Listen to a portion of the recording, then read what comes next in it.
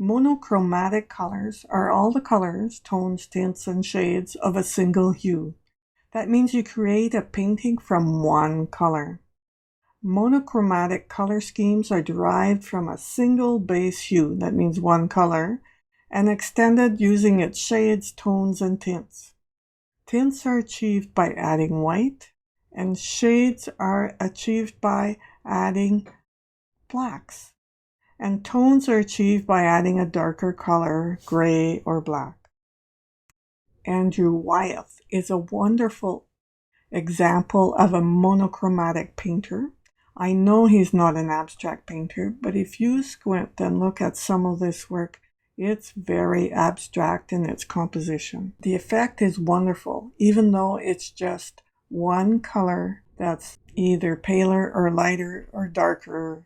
Picasso was also a master of monochromatic work. During his blue period, he created whole paintings with blue as its main color.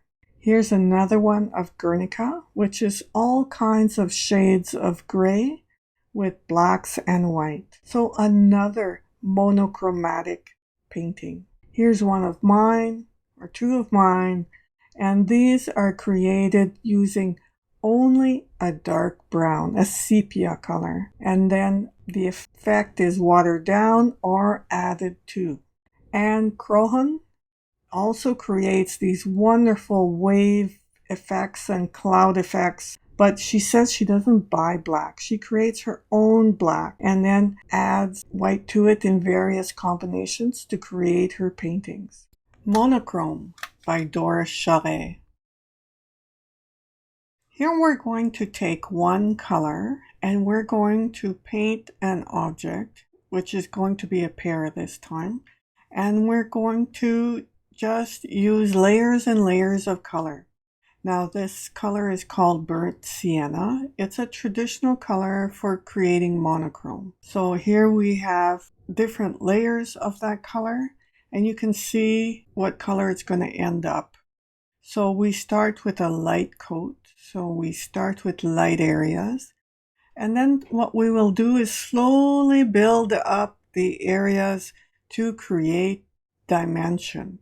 So we're going to create an object and it's going to look like it's got 3 dimensions. And we do this by adding layers and layers of color.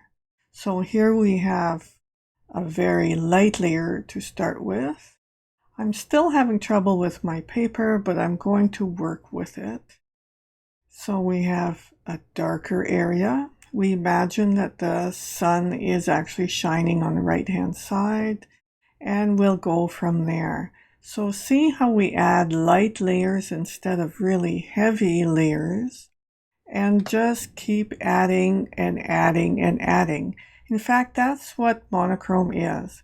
This is very traditional.